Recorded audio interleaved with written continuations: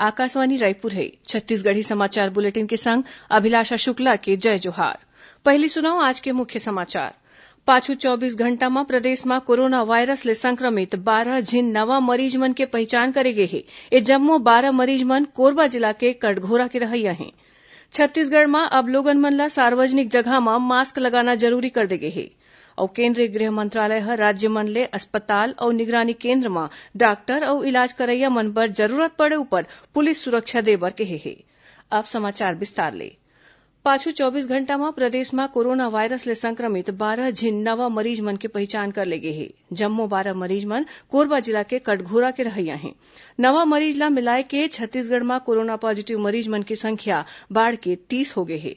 उहें एमा ले 10 झिन मरीज मन ला ठीक होए के बाद अस्पताल ले छुट्टी दे गे हे। जानबा के मुताबिक काली रतिहा आए रिपोर्ट में कटघोरा ले 7 और आज आए रिपोर्ट में 5 झिन कोरोना संक्रमित मरीज मन के पुष्टि होए हे। इस सब्बो मरीज मन ला घरेज में अलग थलग राखे गे रहिस, जेकर रिपोर्ट पॉजिटिव आए हे। एकर पहिली घलो कटघोरा में 9 झिन कोरोना संक्रमित मरीज मन पाए गे रहिन। जिला प्रशासन ह कटघोरा क्षेत्र ला पूरा तरीका ले तालाबंदी कर दे हे। संगे संग कटघोरा के जम्मो मनखे मन के कोरोना टेस्ट कराए के निर्देश दे गे हे। नई दिल्ली के निजामुद्दीन इलाका में पांचों दिन में हुए तबलीगी जमात के सम्मेलन में शामिल होए के बाद छत्तीसगढ़ लौटे लोगन मन के पहचान करे जात हे। उन्हें जानबा छिपैया मनखे मन ऊपर प्रशासन डहर ले कड़ा कार्रवाई करे के चेतावनी घलो दे गे हे। कटघोरा इलाका में कोरोना संक्रमित नवा मरीज मिले के बाद सरगुजा और सूरजपुर जिला के गांव मन में घलो मुनादी कराए के कटघोरा और कोरबा संगरा बाहिर ले आए मनखे मन के जानकारी इकट्ठा करे जात हे। सरगुजा रेंज के आईजी रतनलाल डांगी ह बताइन कि पुलिस जवान मन जंगल और नदिया के रद्दा ले अवई जवई करैया मनखे मन ऊपर निगरानी राखत हैं। उन्हें राजनांदगांव कलेक्टर जेपी मौर्य ह बताइन कि तबलीगी जमात के लोगन मन जिला में अवैया जमैया जम्मो सदस्य मन के जानबा प्रशासन ल दे दे हैं। जिला में कुल जमा 459 जमाती मन हरय, जेमा 31 मन 1 मार्च के बाद यहां आए हैं। राजनांदगांव नगर निगम के एक माई लोगिन डहर ले सफाई मित्र मन के पांवला आज सैनिटाइजर ले धो के फूल पान धर के उखर स्वागत करेगिस। अइसने नगर निगम में स्वच्छता दीदी मन घरों घर जाके सफाई बर लोगन मन ल जागरूक करत हैं। इति कोंडागांव में घलो तबलीगी जमात के मनखे मन के पहचान चलत है। कलेक्टर नीलकंठ टीकाम ह जिला में बाहिर लाए तबलीगी जमात के लोगन मन ला अपन अवई जवई के जानकारी देबर गिहिन। उन्हें महासमुंद जिला में आज चर्च में प्रार्थना करैया 39 मनखे मन ला पुलिस ह धारा 144 ला तोड़े के मामला में पकड़े हे। छत्तीसगढ़ में कोरोना वायरस के संक्रमण ल रोके बर लॉकडाउन ल अवैया 2 हफ्ता बर बढ़ाए जा सकत हे। मुख्यमंत्री भूपेश बघेल के अगुवई में आज रायपुर में वीडियो कॉन्फ्रेंसिंग ले होए बैठका में ए बारे में गोदबात करेगिस। बैठका में लॉकडाउन बढ़ाए बर आने आने विभाग के कामकाज के समीक्षा घलो करेगिस। मुख्यमंत्री ह प्रधानमंत्री नरेंद्र मोदी ले काली दूसर मुख्यमंत्री संग होए गोदबात के जानबा कैबिनेट ल दिन। श्री बघेल ह बैठका में गांव में रहइया मनखे मन बर रोजगार देवाए के संगे संग किसानी ले जुड़ी तैयारी और पिए के पानी ऊपर गोदबात करिन।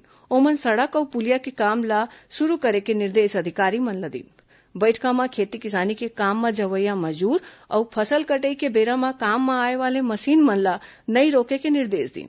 एकरे संग तालाबंदी और सामाजिक दूरी ल मानत अपन प्रदेश के भीतर में अवई जवई शुरू करे ऊपर विचार घलो करेगिस।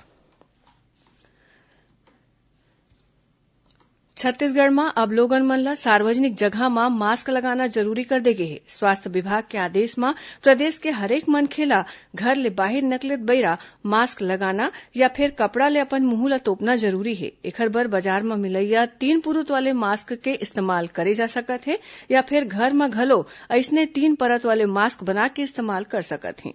मनखे मन ए मास्क ला साबुन ले धोए के दूसर घाव इस्तेमाल कर सकत हैं। बाजार के बने मास्क या फिर कपड़ा वाले मास्क नहीं रहेले गमछा, रुमाल और चुन्नी जैसन जिनिस के इस्तेमाल घलो कर सकत हैं। ध्यान रहे कि ओखर इस्तेमाल करत बेरा मुंह और नाक बने असन तो पाए रहे। राज्य सरकार ह केहे है कि मास्क नहीं लगाए मा कानूनी कार्रवाई करे जाही। छत्तीसगढ़ी समाचार बुलेटिन आप मन आकाशवाणी रायपुर ले सुनत हव। आगू बढ़े ले पहिली आवो सुनाओ कोरोना ले बचाव करे बर ए जानकारी।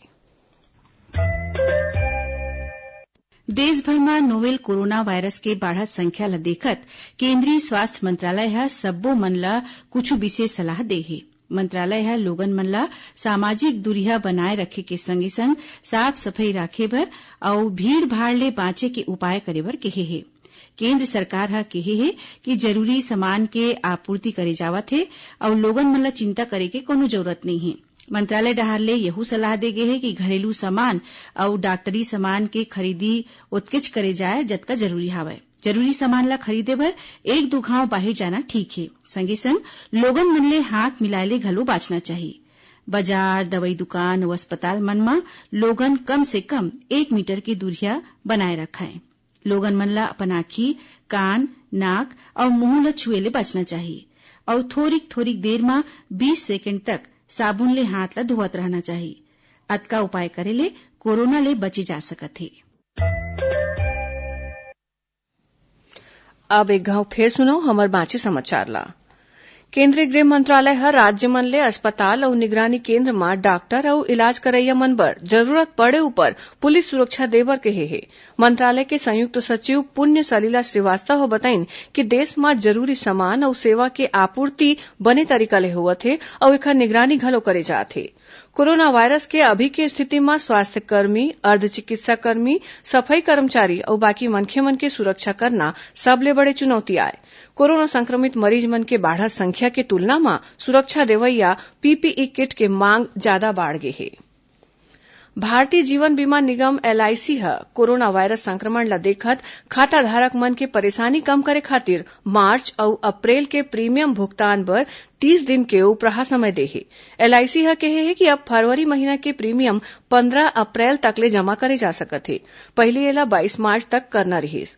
एलआईसी ह कहे हे कि पॉलिसी लेवैया मनखे मन डिजिटल भुगतान के जरिया ले कोनो सेवा शुल्क दे बिना घलो प्रीमियम जमा कर सकत हे। मोबाइल ऐप एलआईसी पे डायरेक्ट डाउनलोड करे के बाद प्रीमियम भरे जा सकत हे। केंद्रीय वित्त मंत्रालय ह लॉकडाउन ल देखत सार्वजनिक भविष्य निधि पीपीएफ और सुकन्या समृद्धि खाता में बछर 2019-20 बर जरूरी न्यूनतम पैसा जमा कराए के समय सीमा ला 3 महीना और बढ़ाए के 30 जून कर दे हे। वित्त मंत्रालय है बताया है कि ये छूट पीपीएफ, सुकन्या समृद्धि खाता और आरडी खाता वाले पैसा ऊपर लागू होही।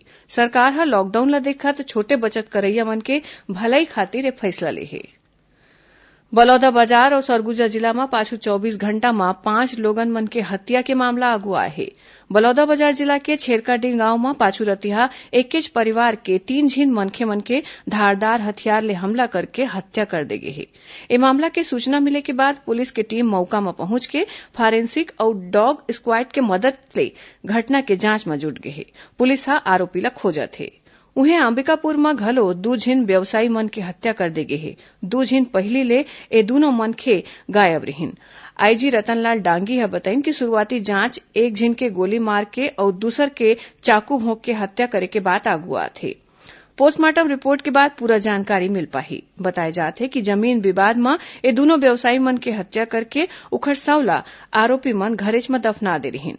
ए मामला में पुलिस ह 4 झिन आरोपी मन ला गिरफ्तार कर ले हे। उन्हें 1 झिन के तलाश करत हे। कोरोना वायरस के संक्रमण की रोकथाम और तालाबंदी ला लेके आज छत्तीसगढ़ प्रदेश कांग्रेस के कार्यकारिणी के बैठका वीडियो कॉन्फ्रेंसिंग ले करेगी। बैठका में लॉकडाउन के बेरा कांग्रेस की भूमिका और कार्यकारिणी के दायित्व ऊपर गोटबात करेगी। संगे संग जरूरतमंद मनखे मन बर कांग्रेस डहर ले कंट्रोल रूम घलो बनाए गे हे।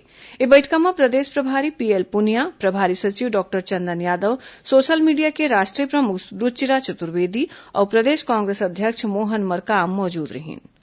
आखिर में मुख्य समाचार एक घाव फेर। पाछू 24 घंटा में प्रदेश में कोरोना वायरस ले संक्रमित 12 झिन नवा मरीज मन के पहचान करे गे हे। ए जम्मो 12 मरीज मन कोरबा जिला के कटघोरा के रहइया हैं। छत्तीसगढ़ में अब लोगन मन ला सार्वजनिक जगह में मास्क लगाना जरूरी कर दे गे हे। और केंद्रीय गृह मंत्रालय हर राज्य मन ले अस्पताल और निगरानी केंद्र में डॉक्टर और इलाज करैया मन बर जरूरत पड़े ऊपर पुलिस सुरक्षा देबर कहे हे। एकरे संग छत्तीसगढ़ी समाचार बुलेटिन इहें सिरावत हे। जय जोहार।